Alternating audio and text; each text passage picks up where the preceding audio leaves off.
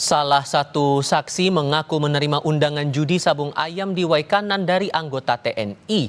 Bahkan saksi yang menerima undangan melihat anggota TNI itu membawa senjata laras panjang di lokasi judi sabung ayam. Lalu kenapa anggota TNI itu belum ditetapkan sebagai tersangka? Kami akan berbincang dengan Wakil Ketua Komisi 3 DPR RI fraksi Partai Nasdem Ahmad Saroni. Bang Roni, selamat sore Bang. Selamat sore. Terima kasih sudah bergabung.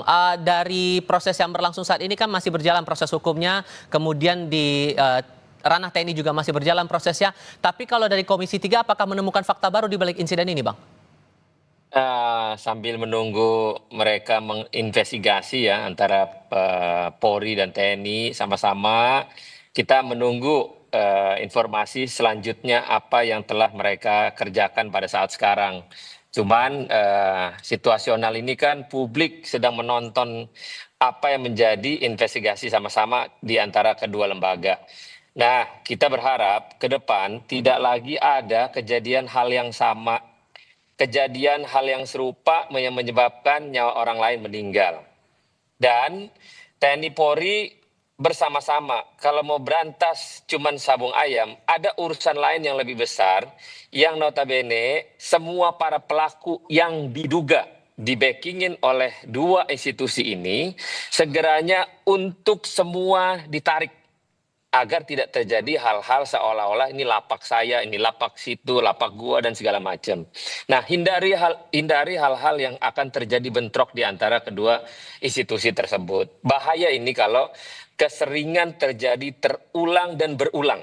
Nah, maka dengan transparansi investigasi bersama secara umum harus disajikan kepada publik agar terang benderang, tidak ada yang ditutupin. Nah, kalaupun belum menjadi tersangka, saya rasa ini kan kedua belah pihak lagi menginvestigasi secara total. Langkah dari apa mereka bermula dari awal datang bagaimana. Yang pasti, kenapa polisi bertindak sedemikian berani melakukan hal ini, mungkin sudah melakukan hal-hal pesan terdahulu. Tapi mungkin juga terlalu seronoh untuk persiapan dengan 12 anggota yang pada saat bersamaan datang untuk menyergap judi sabung ayam itu, tapi kan tidak tahu kesiapan dari pelaku menembakkan senjatanya dengan laras panjang. Ini yang mesti diperiksa. Senjata laras panjang ini keluar secara ilegal atau memang ada unsur kesengajaan dari institusi TNI yang membiarkan yang bersangkutan gitu. Oke. Karena dapat banyak dari Facebook ya, dia sudah melakukan pernah nembak-nembak begitu kan. Nah, ini perlu diinvestigasi sejauh mana institusi melihat dalam kondisi ini. Dan Demikian. mendorong untuk pemeriksaan ini tidak akan memakan waktu lama sesungguhnya menurut Anda?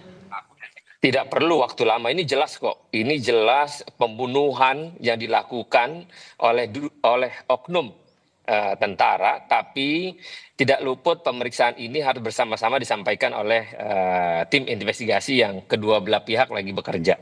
Tapi untuk sosok pelakunya ini apakah dari teman-teman Komisi 3 atau Anda pribadi sudah mengetahui informasinya?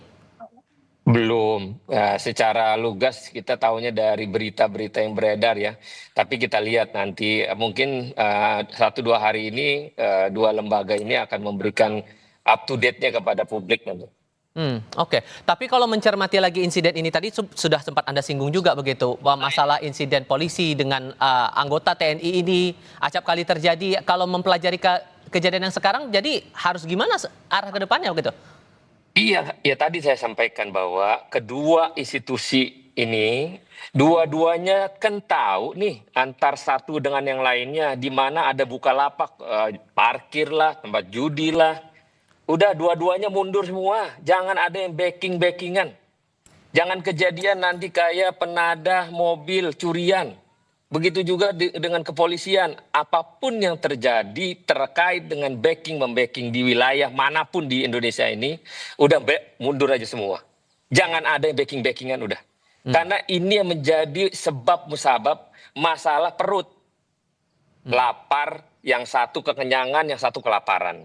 Nah, ini yang bahaya. Maka itu saya pesan kepada dua lembaga ini, Panglima TNI dan Kapolri, duduk sama-sama, sikapi ada yang di lapangan, yang merasa backing lewat daerah sini, backing ini, segera mundur semuanya untuk tidak lagi acap ulang kejadian yang sama menyebabkan nyawa orang lain meninggal. Oke, dan lokasi penembakan ini disebut juga atau dikenal juga sebagai Texasnya Indonesia karena banyak tindakan kriminal bersenjata, terutama akses senjata ilegal gampang di situ. Sejauh mana Anda mencermati fenomena ini? Nah, ini yang tadi saya sampaikan juga pertama, terkait masalah senjata yang dia pegang. Bagaimana institusi lembaga TNI-nya melihat yang bersangkutan mengeluarkan senjata laras panjangnya. Saya sih memahami bahwa namanya anggota mungkin ya, dugaan saya adalah ini pembiaran yang notabene kalau yang bersangkutan dianggap memiliki sarana judi sabung ayam tersebut ya. Ini benar-benar pembiaran dari komandannya. Mungkin saja komandannya tahu. Kalau gitu komandannya juga periksa. Jadi kalau mau periksa, seluruhnya periksa dari level 1, level 2 sampai ke level atasnya. Jangan pembiaran ini seolah-olah nanti semua seolah-olah nggak tahu. Seolah-olah ini nggak tahu, ini kita nggak tahu, dan selalu nggak tahu. Saya rasa investigasi kedua belah pihak ini menselaraskan transparansi. Siapapun yang salah, siapapun yang melakukan tindakan pidana, segera dihukum seberat-beratnya. Ini melukai hati rakyat yang notabene ada lembaga, institusi yang backingin dan katanya dugaannya memiliki sarana ini. Itu kan sadis loh kalau memiliki sarana, kok membiarkan sarana perjudian secara ilegal dan akhirnya melakukan penghilangan nyawa anggota Polri yang sedang berdinas untuk melakukan penertiban ini.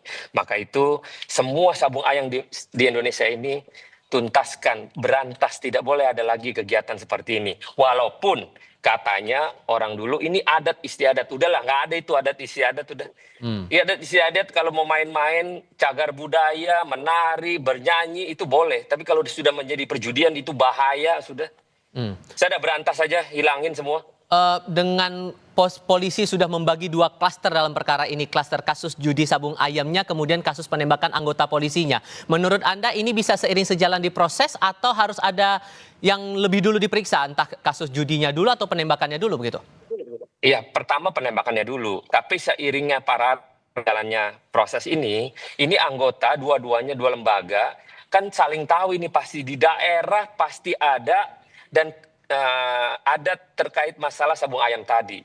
Berantas aja dulu semua, ini pasti mereka lagi pada berhenti main. Tapi kan pada saat berhenti ini, kan tempat-tempat itu tahu di semua daerah. Pasti ketahuan kok, nggak mungkin enggak.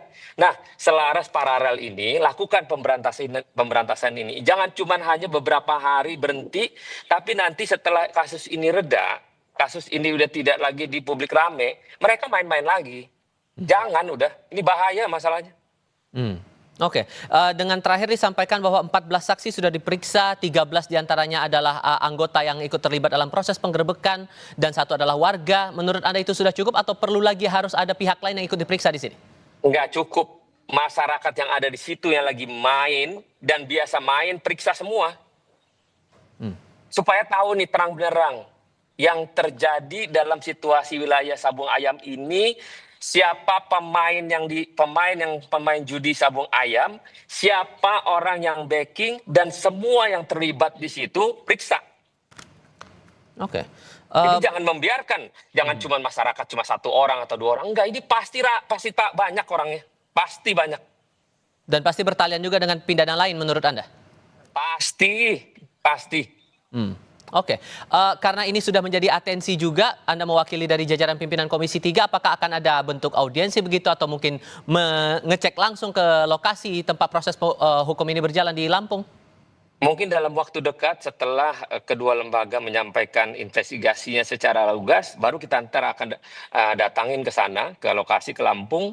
Tapi karena sekarang dalam proses investigasi, kita serahkan dulu kepada mereka-mereka agar pada saat penyampaian nanti kita akan masuk ke dalam setelah mereka menginvestigasi secara total.